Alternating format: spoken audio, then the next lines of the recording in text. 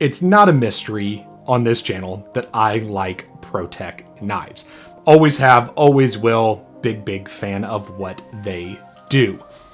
Well, they released another manual, and I think this is going to be one of the most popular to date, at least I think, and I'm not going to make you guys wait for this one. I'm really excited. Hopefully you are.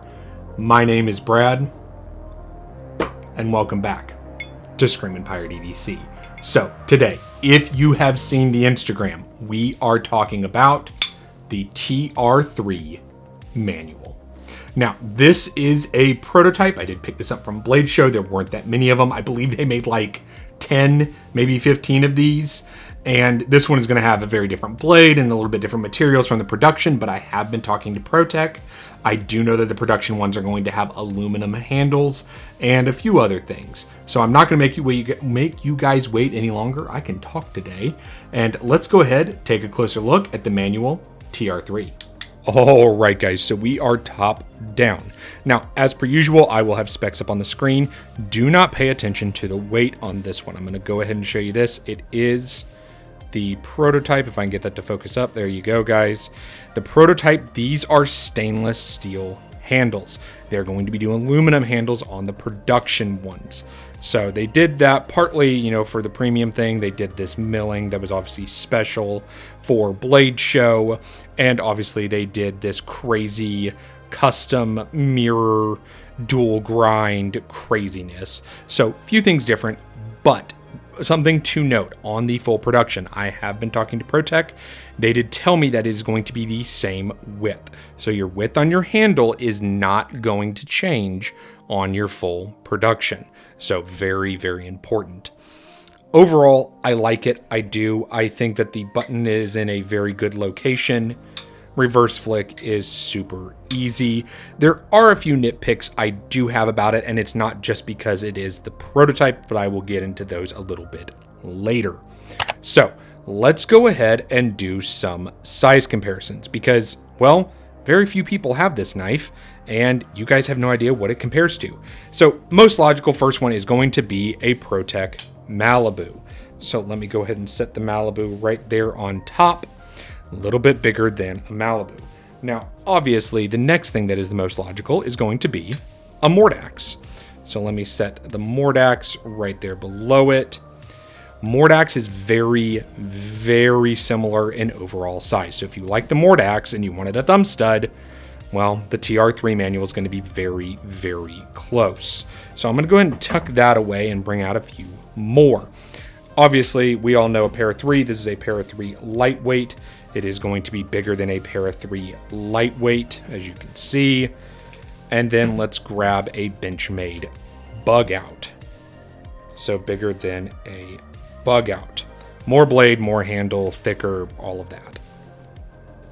Now, there are a few more that I wanted to bring out just because you may not have those, or you may be interested in comparing this to something a little bit different. So let me go ahead and grab the most recent drop from Protech. This is going to be the Oligarch. I picked this one up at Blade Show as well. This is going to be bigger than an Oligarch, but not by much. Definitely recommend the Oligarch at this point. Even if you are not a big manual person, it's great. So a few more is I wanted to grab another American-made button lock. If you saw my review that I did earlier this year, this is going to be the Dead Reckon Ridgeback. So about the same handle size as a Ridgeback, a little bit smaller back there and smaller on your blade. Just compared that one because it is another US-made button lock. Now, there are two more that I wanted to show you. One is US-made, one is not. But let's go ahead and pull out the Mac 2 3.5 from McNeese. A little bit bigger than that if you are looking for an American-made comparison. And then finally one that I know they're in different price brackets, but I had to show you because this model has been out for quite some time. Cannot believe how similar they are in blade length and handle length. This is going to be the Grimsmo Rask. Let me line these up, guys, because they're almost the same size in blade and handle. Really crazy. I didn't even realize it until this week.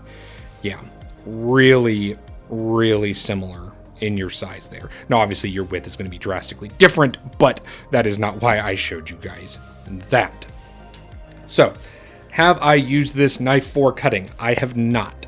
And the reason I have not is A, prototype, B, this crazy ass mirror grind. And I just, guys, it's too crazy for me to even be using this thing. Because this is a prototype, because of all the little special things, such as the blade, this cost me just over $900 at Blade. I wanted to put that out there.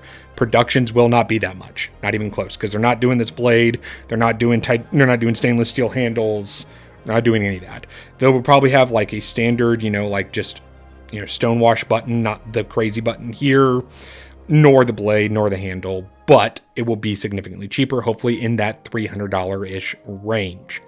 Now, clip is great in and out of pocket. I've had no issues with it. Plenty of spring. Do like a deep carry here. You still have a little bit sticking out, but not too bad. One of my nitpicks, and they're keeping it, and that's their discretion. I don't like the thickness of the handles here. The reason why, let me go ahead and shut him. Look next to a Malibu. Let's see if I can get an actual good comparison for you there, guys. There you go. They are side by side. That is going to be thicker than a Malibu. You just are. And not by much, but a little bit. And it feels much thicker in hand. Also, I am not sold on the studs. And I don't know if it's just because, I don't love the way they're chewing up my thumb or what it is. It's a little bit different. You don't almost ever see a Protech with studs, so it's just a little bit different. I also do not like the divot here, I guess, because when I grip this knife, I do not want to put my thumb back here. That is cramped. That is uncomfortable. I do not like that. My thumb wants to be stretched out up here. So this little indentation in the scale does nothing. The jumping there I'm not even using. It just kind of seems superfluous. Don't like it. I like that Protechs are more functional typically. That could go. The handles could be thinner. Those are my general gripes about it. Now, do I like the overall length? Yes. That is a nice, usable workhorse of a length.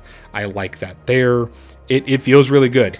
My button here on this one is still a little bit stiff. It is sticking in, but as you can tell, if I just open with the button, we're good. There's your reverse flick. There is your thumb flick. So, as of right now, because of the thickness here, and I'm not a big fan of the studs, and honestly, the overall design is good, but it doesn't blow me away quite like some of the other models is, this is actually going to walk the plank. I know, it's a Protech that I'm not keeping. It's wild, I know, it's unheard of. It just doesn't click with me. Honestly, guys, it just doesn't. It's okay. I mean, it's not outstanding. It's okay. I'm not sure if they tried to bring over too much from the automatic, and that's why you have this little indentation here, or what. But that is just my hand is cramped. My thumb wants to be out there. It's not super comfy, and honestly, this is still breaking in on the button.